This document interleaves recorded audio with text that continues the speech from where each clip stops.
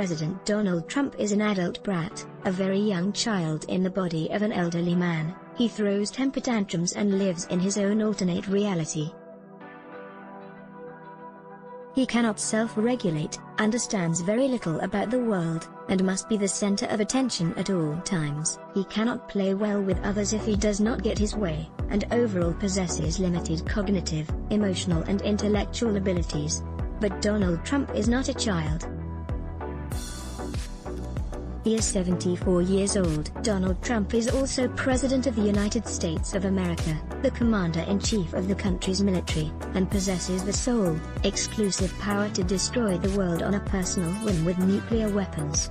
Advertisement: during a recent interview with Jonathan Swan on the series Axios on HBO, Donald Trump displayed his toddler-like nature in extreme. When confronted about his malicious lies, willful negligence and delusions regarding the coronavirus pandemic, Trump became frustrated and enraged and proceeded to accuse Swan of not playing fair. In response to questions about the recent death of Rep. John Lewis, the American freedom fighter and civil rights icon, Trump expressed his anger that Lewis did not attend the 2016 inauguration or the State of the Union address. Like a child, Trump was mad because Lewis was mean to him. Because Trump was hurt, he then made up absurd, spiteful fictions about doing more for African Americans than almost any other American president in history. In perhaps the most important moment of his Axios interview, Donald Trump showed himself to be very different from the vast majority of babies, children and other human beings of any age. When asked about the more than 158,000 Americans who have been killed by the pandemic, Trump responded, "It is what it is." Trump has no human care or concern for other people. By comparison, normal babies and other children, as well as animals such as rats, have empathy for others of their kind. Advertisement: how is Donald Trump impacting the presidency and America's political and social institutions more generally? What went so wrong with America's political culture and institutions that a person like Donald Trump, with such serious and obvious emotional and intellectual deficits, could become president and thus exercise so much power over the country's destiny? If Donald Trump is indeed the toddler-in-chief and an adult baby, how do his advisors and other Republicans in his orbit go about parenting him? Or is he in fact controlling and manipulating the so-called adults in the room? Why would any reasonable adult want to serve in the Trump administration and be sucked into the chaos of his world? In an effort to answer these questions, I spoke with Daniel Drezner.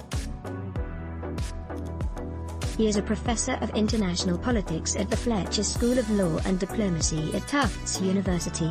Drezner is also a non-resident senior fellow at the Brookings Institution. He has written op-eds and articles for The Washington Post, The Wall Street Journal, The New York Times, Foreign Affairs, Foreign Policy, and The New Republic, and is also the author of numerous books, including The Toddler-in-Chief: What Donald Trump Teaches Us About the Modern Presidency. This conversation has been edited for clarity and length. Advertisement: how are you making sense of the age of Trump? If you are a political scientist in the age of Trump, you now have a sense of what it must be like to be a doctor at most social functions. What political scientists generally try to do is to develop more general models about the way that politics works and then input a particular leader, or leaders, to see how it all fits together. Donald Trump breaks that model. Moreover, in some ways the model is dangerous because it can lead to analytical normalization, whereby Trump is treated like a normal president, and that is not what he is. And by normalization, I do not mean in a normative sense that Trump is evil. By normal I mean in terms of his decision-making capabilities. Trump is radically different in that regard from most presidents in American history. Advertisement: how do we locate Donald Trump's presidency relative to the country's existing political norms, institutions and values? As I explain in my new book, Donald Trump has all of the psychological capabilities of a toddler. There is an abundance of evidence in that regard. Trump having the psychological capabilities of a toddler is a much bigger problem now than it would have been 50 years ago, because the country's political institutions have shifted in such a way as to essentially give the president much greater power and therefore fewer checks on his authority than there used to be. Advertisement: Donald Trump has taken all of the slowly eroding guardrails on America's political institutions and political culture and eroded them even further. This is seen in a number of ways, such as how Congress has been showing greater amounts of deference to the executive branch. Psychology is especially important here because he does not care about norms and the other standard rules of behavior that one would expect from the President of the United States. Ultimately, with Donald Trump, what we are seeing is not just his dangerous behavior but the way that the institutions have allowed him to act. Why did so many prominent voices in the news media and American political life more generally keep trying to normalize Donald Trump?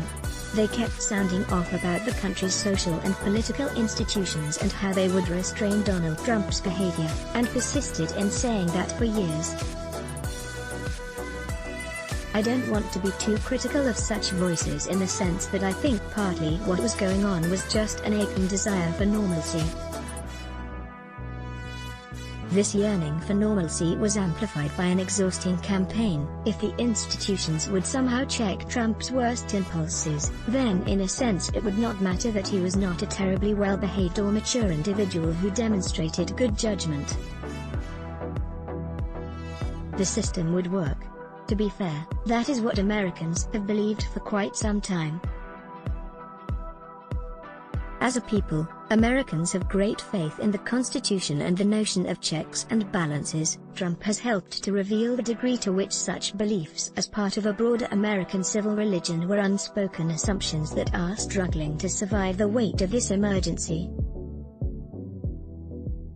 Advertisement: as it turns out, partisanship matters much more than America's civil religion and other assumed beliefs and norms. In the end, Donald Trump gets to do almost anything that he wants if he has a sufficient number of Republicans in Congress that will back his play. How do toddlers behave? And what does toddler behavior reveal about Donald Trump? Temper tantrums, poor impulse control, short attention spans, knowledge deficits, oppositional behavior, aversions to new things, too much time looking at TV or tablets or smartphones and related behavior. Each of the chapters in my book opens with a quote from the American Academy of Pediatrics Guide to Raising Children. A great deal of Trump's behavior is described by that very book. The analogy of Donald Trump as a toddler is a powerful one. Interestingly, my description and the evidence of Trump's toddler-like behavior is echoed by his own staffers as well as the press coverage of him. Trump has almost no control over his temper. He has temper tantrums. He cannot sit still and focus at all. Like a toddler, Donald Trump does not know a great deal about the world. As White House insiders have shared, it is almost impossible to brief Donald Trump on important matters of national security and other concerns because of his attention span and inability to focus. Advertisement: Donald Trump is different from toddlers in at least two rather important ways. The first is that toddlers grow up. Toddlers behave the way they do in terms of temper tantrums because they are just trying to navigate the world and have yet to develop the cognitive capacities to engage the world in a more mature fashion. Trump is more than 70 years old and he is not going to change. The second difference is that toddlers have parents or some other caregivers. Toddlers have authority figures that they will at least acknowledge or respect their authority. Donald Trump is president and commander-in-chief. He has no parents or other authority figures to tell him what to do. His staffers have various tactics that they use to try to engage with or constrain him, but in the end Donald Trump has the authority to do what he wants. As such, the White House is like a poorly staffed and maintained daycare center where the turnover rate among employees is massive. What happens when the tyrant child controls the parents? Advertisement: there is no higher authority figure that can be appealed to. Furthermore, the Republican Party is perfectly willing to follow Trump, even if it means abandoning what were previously core beliefs and values. The history of boy kings is not a great one. A disturbing parallel historically is to the German Emperor Kaiser Wilhelm II. Like Trump, he also had a serious temper. He also did nothing but read press stories about himself. He would vamp during speeches. Wilhelm II was manipulated by his advisors. And of course, he started World War I. Trump is a symptom of much bigger cultural problems in the United States. He is an adult baby, but America's culture is infantilized and has been increasingly so for the last few decades. Trump is as much a symptom as he is a cause of what we are experiencing right now in the United States, although now he is making things much worse. In all, Donald Trump has tapped into a deep strain of political immaturity in American life. One of the last lines in my new book is, if we re-elect Donald Trump, the true toddlers-in-chief would be us, because in the end, this is on us much more so than it is on the president. Advertisement: when I think of Donald Trump the toddler-in-chief, I keep thinking about child TV and film stars where they get all this money at a young age and are manipulated by all of the people around them. And of course, the life of a child star usually does not end well. Who is manipulating Trump, if anyone? What are they getting out of it? The people who wind up serving Donald Trump or staying the longest are either essentially the quislings, the Philistines, or the incompetents. These are people who are willing to do anything to demonstrate loyalty to Trump. All they care about is being in his orbit. These are the people who are willing to make significant sacrifices to their reputation to stay in power in order to advance their own agendas. Attorney General William Barr would be an example of such a person. And then finally there are the incompetents, the people who get hired by the Trump administration because there is no one else that will take the job. Much has been written about the president's daily briefing and Trump's lack of attention to it. What are some strategies for communicating with a man who has Trump's emotional, cognitive, intellectual and other shortcomings? This is where, again, officials in the Trump administration have had to adapt to the toddler mindset. They put Trump's name in the briefings because he likes reading about himself. Visual aids are also important for communicating with Donald Trump. Trump is also given incredibly short briefings, essentially a page or two, if that. In some cases, Donald Trump's briefing materials consist of half a page. Why do Donald Trump's followers love him so much? Why would anyone be so loyal to an adult baby? What are you, as an adult, more comfortable doing? Are you more comfortable putting on a suit and going outside and having to be well-mannered when you deal with other people? Or are you happier wearing your pajamas and just being able to say or do whatever you want?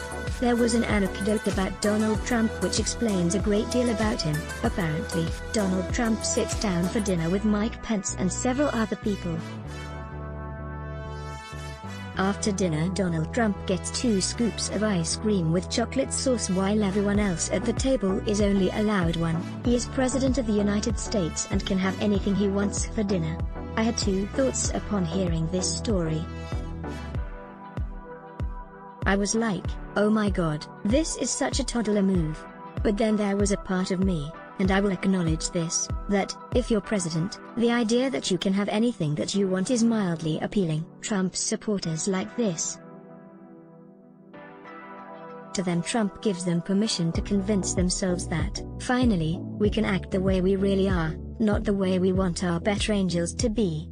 Acting well-mannered is hard for some people. Part of Trump's appeal is also his war on so-called political correctness. That phrase is really just a floating signifier that means whatever the America Right and Fox News types want it to be. Political correctness for them is the non-existent war on Christmas or Antifa or Black Lives Matter. political correctness is also all those East Coast liberals and experts telling real Americans what to do. It is the toddler style of discourse: if you yell loud you win. That is why acknowledging experts and other respectable points of view is to be rejected. For decades, Trump's supporters have seen themselves as losing cultural capital. Like a toddler, there is something appealing about throwing a fit. Beyond the infant metaphor, how else would you describe Donald Trump and his time in office? Frankly, the age of Trump is like an alternate version of the movie Idiocracy, except instead of President Camacho we have President Donald Trump, and Terry Crews' character, President Dwayne Elizondo Mountain Dew. Herbert Camacho was actually trying to do a good job. He actually cares about the United States of America. I would prefer President Camacho to Donald Trump. Camacho, for all his faults, is actually trying to be an effective leader. He's actually trying to hire the smartest person in the world to save the country. Trump, on the other hand, constantly wants to be the smartest person in the room, or make it appear as if he's the smartest person in the room, when he is not. Let's block ads. Why? Show your love for him. Click the link in description. Thanks for watching.